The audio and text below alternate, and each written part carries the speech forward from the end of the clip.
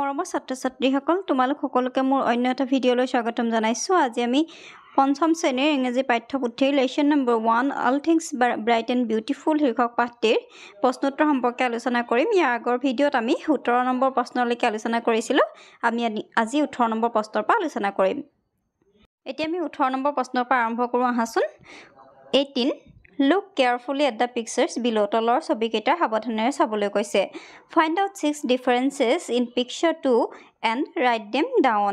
এতিয়া 6টা পাৰ্থক্য ছবিকেইখনৰ মাজত বিচাৰি উলিয়াবলৈ কৈছে আৰু তলত লিখিবলৈ কৈছে। আমি কি পাৰ্থক্য দেখিছোঁ? এইখন ছবিত কেইটামান মাছ দেখিছোঁ, কিন্তু এইখন ছবিত মাছ কেইটা নাই। এইখন ছবিত মানুহজনে টুপি পিন্ধি আছে, কিন্তু এইখন ছবিত নাই। এইখন ছবিত সূৰ্যটো ওলাইছে, কিন্তু 2 নম্বৰ ছবিখনত সূৰ্য নাই।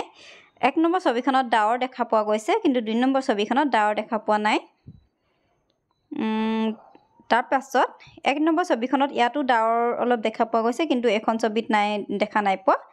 আৰু 1 নম্বৰ ছবিখনত কেইটামান চৰাই দেখিবলৈ পোৱা গৈছে, কিন্তু 2 নম্বৰ ছবিখনত চৰাইকেইটা নাই। গতিকে এইখিনি কথা আমি লিখি দিলে হ'ব। ইয়াত মই যিমান পাৰোঁ ছুটিকৈ লিখি দিবলৈ চেষ্টা কৰিছোঁ। অকল মাত্ৰ পইণ্ট হিচাপত দি দিছোঁ। কি আমি দেখা নাই? Cap, lotus, sun, clouds, birds, fish, and these are missing in the second picture. এতিয়া 19 নম্বৰ প্ৰশ্নটোলৈ যাওঁ আহা। 19 নম্বৰ প্ৰশ্নটোত কি কৈছে? ৰিড দিছ চেণ্টেঞ্চেছ এবাউট এ ৰাইনোচৰছ। এই বাক্যকেইটা পঢ়িবলৈ কৈছে, যিকেইটা এটা গড়ৰ বিষয়ে দিয়া আছে। Write down the questions you want to ask her.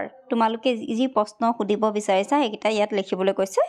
Do not forget to put the question mark. আৰু কিন্তু question mark দিবলৈ নাপাহৰিবা বুলি কৈছে। ইয়াত উত্তৰটো দিয়া আছে I am a rhino. মই এটা গড় বুলি দিয়া আছে। গতিকে আমি যদি প্ৰশ্নটো সুধোঁ তেতিয়া কি বুলি দিম? তুমি কোন বুলি দিম। তুমি কোন বুলি ক'লেহে সি উত্তৰত ক'ব পাৰিব যে I am a rhino, মই এটা গড়। তেতিয়া আমি ইয়াত দিব লাগিব Who are you? তুমি কোন? ইয়াত মই দি দিছোঁ, তোমালোকে চাবা। Who are you? তেতিয়া উত্তৰ দিছে I am a rhino. এতিয়া বিটো দিছে Where do you live? তেনেকৈ ক'লে ক'ব কি তুমি ক'ত বাস কৰা? তেতিয়া সি ক'ব কি I live in কাজিৰঙা, মই কাজিৰঙাত বাস কৰোঁ। তেতিয়া চিটো হ'ব What do you eat? তুমি কি খোৱা? তেতিয়া সি ক'ব I eat plants and grass. মই ঘাঁহ আৰু গছনি পুলি বা ঘাঁহ খাই ভাল পাওঁ, গছৰ পাত বা ঘাঁহ খাই ভাল পাওঁ বা খাওঁ। ডিটো কি বুলি দিব লাগিব? How old are you? তোমাৰ বয়স কেইবছৰ? তেতিয়া সি ক'ব I am 10 years old. মই 10 বছৰ বয়সীয়া। ইটো কৈছে Why are you crying? তুমি কিয় কান্দি আছা বুলি কৈছে। তেতিয়া কৈছে I am crying because I am endangered. মই কান্দিছোঁ কাৰণ মই বিপদত পৰিছোঁ বা সংকটত পৰিছোঁ। এতিয়া 20 নম্বৰটো চাওঁ আহাচোন। 20 নম্বৰটো কি কৈছে? Read this paragraph about your state written by a class 5 student. এতিয়া তলৰ পেৰাগ্ৰাফটো পঢ়িব কৈছে। তোমাৰ ৰাজ্যখনৰ বিষয়ে কোনে লিখিছে বুলি কৈছে? এজন পঞ্চম শ্ৰেণীৰ ছাত্ৰই। The name of my state is Assam. আমাৰ ৰাজ্যখনৰ নাম Assam. Assam is a beautiful state. Assam এখন ধুনীয়া ৰাজ্য। Dispur is the capital of Assam. Dispur অসমৰ ৰাজধানী। Assam is full of beautiful trees and flowers. অসমখন বহুতো গছ-গছনি, ধুনীয়া গছ-গছনি আৰু ফুলেৰে ভৰি আছে বুলি কৈছে। The river Brahmaputra flows through my state. নদী ব্ৰহ্মপুত্ৰ আমাৰ ৰাজ্যখনৰ মাজেৰে বৈ গৈছে। Animals like tigers, elephants, wild bear, এইটো বিয়াৰ হ'ব লাগিছিলে, buffaloes and deer live in the forest of Assam. জীৱ-জন্তু কি কৈছে? কেনেকুৱা ধৰণৰ জীৱ-জন্তু? বাঘ, হাতী, বনৰীয়া ভালুক, মহ, হৰিণা আদি আমাৰ অসমৰ হাবিত পোৱা যায় বুলি কৈছে। Several birds visit my state during the winter. শীতকালৰ সময়ছোৱাত বহুতো ধৰণৰ পক্ষীয়ে আমাৰ অসমখনলৈ আহে, মানে পৰিভ্ৰমী চৰাইবিলাক আমাৰ অসমলৈ আহে। I love my state. মই মোৰ ৰাজ্যখন ভাল পাওঁ। এতিয়া কি বুলি কৈছে? Now write 5 sentences about your town village. এতিয়া তোমাৰ টাউনখন বা গাঁওখনৰ বিষয়ে 5টা বাক্য লিখিবলৈ কৈছে। মই ইয়াত গাঁওখনৰ বিষয়ে 5টা বাক্য লিখি দিছোঁ। তোমালোকে যদি টাউনত বাস কৰা তেতিয়া টাউনৰ বিষয়ে 5টা বাক্য দিবা।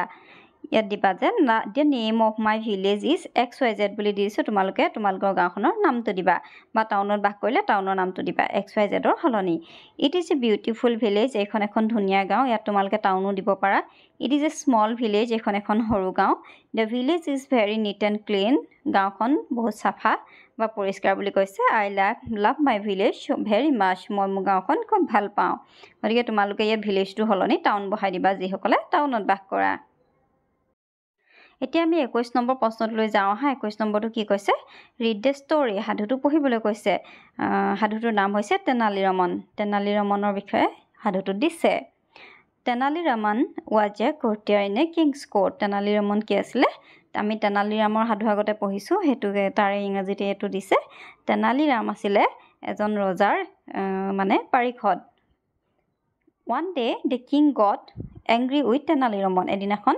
ৰজাৰ তেনালী ৰমনৰ ওপৰত খুব খং উঠিল The king said ৰজাই ক'লে I do not want to see your face মই তোমাৰ মুখ চাব নোখোজো Don't come to my courtroom মোৰ courtroomলৈ নাহিবা বুলি কৈছে অৰ্থাৎ ৰাজসভালৈ নাহিবা বুলি কৈছে যে মই তোমাৰ মুখ চাব নোখোজো মোৰ ৰাজসভালৈ নাহিবা The next day পিছদিনাখন কি কৰিলে Tenali Raman came with his face covered with a pot Tenali ৰমনে কি কৰিলে তেওঁৰ মুখখন এনেকুৱা পাত্ৰ এটাই মানে এনেকুৱা টেকেলি বা কলহ এটাই কি কৰিলে ঢাকি আহিলে কভাৰ কৰি আহিলে He made 3 holes in the pot আৰু তিনিটা তাৰ ফুটা কৰিলে There were 2 holes for his eyes আৰু মানে দুটা ফুটা কৰিছে কিহৰ কাৰণে দেখি পাবৰ কাৰণে চকুকেইটাৰ কাৰণে and 1 hole for his nose আৰু এটা ফুটা কিহৰ কাৰণে নাকৰ কাৰণে উশাহ ল'বৰ কাৰণে and mouth আৰু মুখখনৰ কাৰণে on seeing তেনালী ৰমনক দেখি the king said ৰজাই ক'লে why have you come again তুমি আকৌ কিয় আহিলা and why are you covering your face with the pot আৰু তুমি তোমাৰ মুখখন কিয় ঢাকি ৰাখিছা তেনালী ৰমনে উত্তৰ দিলে your majesty মহাশয় you said you did not want to see my face আপুনি কৈছিল যে আপুনি মোৰ মুখ চাব নোখোজে the king laughed ৰজাই হাঁহিলে and said আৰু ক'লে you are very intelligent তুমি বৰ বুদ্ধিয়ক তেনালী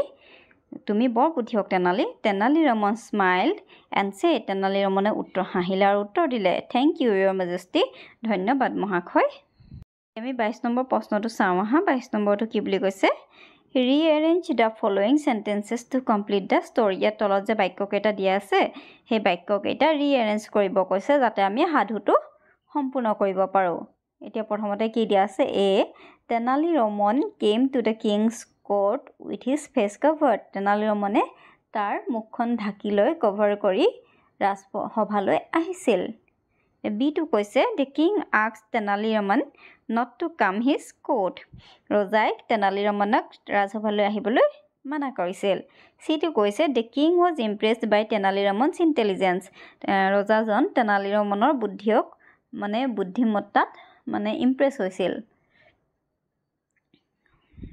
d টো কৈছে the king recognized Tenali Raman though his face was covered ৰজাই যদিও তেনালী ৰমনৰ মুখখন ঢাকা আছিল ৰজাই তেনালী ৰমনক চিনি পাইছিল এতিয়া আমি প্ৰথমতে কি দিব লাগিব চাওঁ আহাচোন প্ৰথমতে আমি দিব লাগিব যে the king asked Tenali Raman not to come to court ৰজাই তেনালী ৰমনক ৰাজসভালৈ আহিবলৈ মানা কৰিছিল b টো দিব লাগিব Tenali Raman came to king's court with his face covered Tenali ৰমনে কি কৰিছিলে ফেচটো কভাৰ কৰি পিনি ৰজাৰ ওচৰলৈ আহিছিল তাৰপিছত c টো দিব লাগিব the king recognized Tenali Raman though his face was covered যদিও ফেচটো কভাৰ কৰি থোৱা আছিল তথাপি ৰজাই তেনালী ৰমনক চিনি পাইছিল the king was impressed by Tenali ৰমন's intelligence ৰজাই তেনালী ৰমনৰ বুদ্ধিমত্তাত ইমপ্ৰেছ হৈছিল গতিকে তেনেদৰে আমি দিলেহে আমি কাহিনীটো পাম গতিকে ছাত্ৰ-ছাত্ৰীসকল এই পাঠটোৰ প্ৰশ্নোত্তৰসমূহ ইমানতে শেষ হৈছে ইয়াৰ পৰৱৰ্তী পাঠৰ বাবে তোমালোকে মোৰ চেনেলটো ছাবস্ক্ৰাইব কৰি ল'বা থেংক ইউ